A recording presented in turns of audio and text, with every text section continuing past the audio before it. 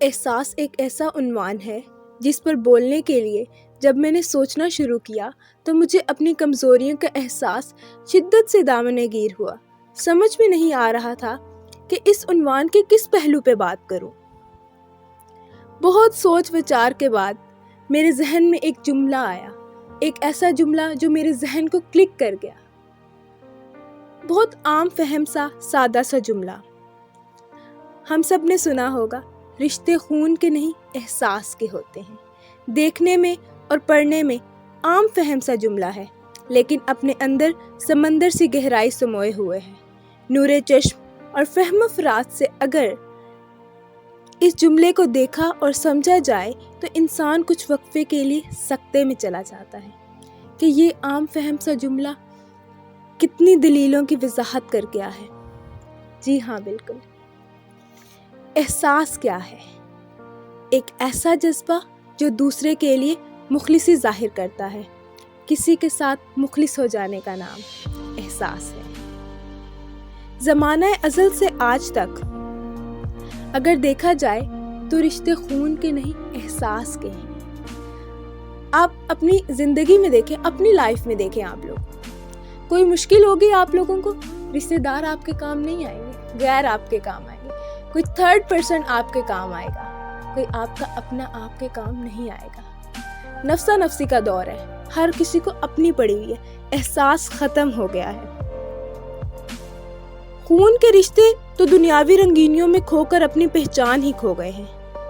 آج کل کے نفسا نفسی کے دور میں اگر یہ کہا جائے کہ رشتے خون کے نہیں احساس کے ہوتے ہیں تو قطعاً غلط نہیں ہوگا، کیونکہ خونی رشتے صرف دولت اور شہرت تک ہی محدود رہ گئے اور احساس سے عاری ہیں۔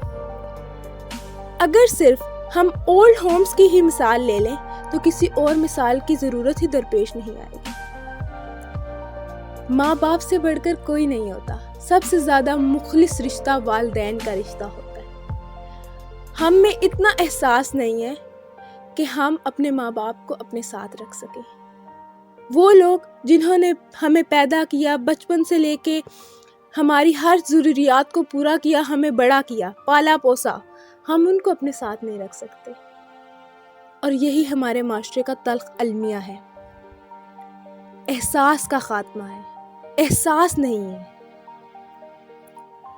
کہتے ہیں رشتوں میں سب سے اہم رشتہ مخلصی کا ہوتا ہے، جس میں کسی چیز کی چاہ یا لالچ نہیں ہوتی، بس دل کا صاف گوشہ ہوتا ہے ہر رشتے کے لیے۔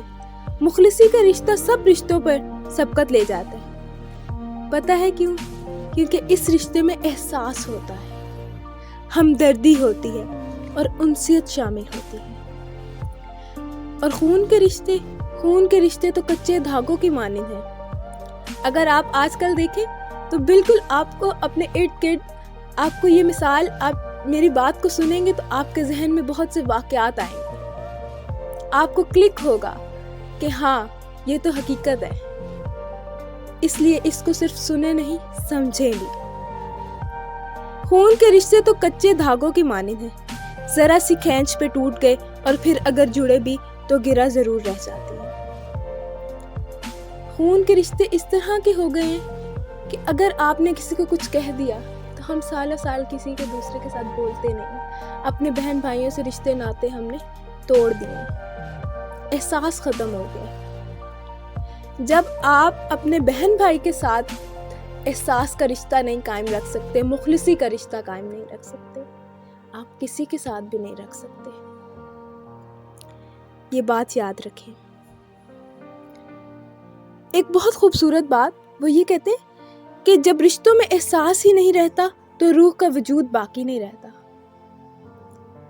احساس جذبات کے تانے بانے کا مرکب ہے۔ جب مجسمے مٹی میں جذبات ہی نہ رہیں تو احساس کا کشکول خالی رہ جاتا ہے۔ کوشش کریں احساس کے کشکول میں مخلصی، محبت، ہمدردی کچھ نہ کچھ ضرور ڈالتے رہیں۔ احساس کے کشکول کو خالی نہ رہنے دیں۔ اپنے ضمیر کو زندہ رکھیں، اپنی روح کی بقا کو۔ اگر آپ چاہتے ہیں کہ آپ کی روح کی بقا رہے، آپ کا ضمیر زندہ رہے، تو کوشش کریں اپنے اندر احساس کو زندہ رکھیں۔ شکریہ۔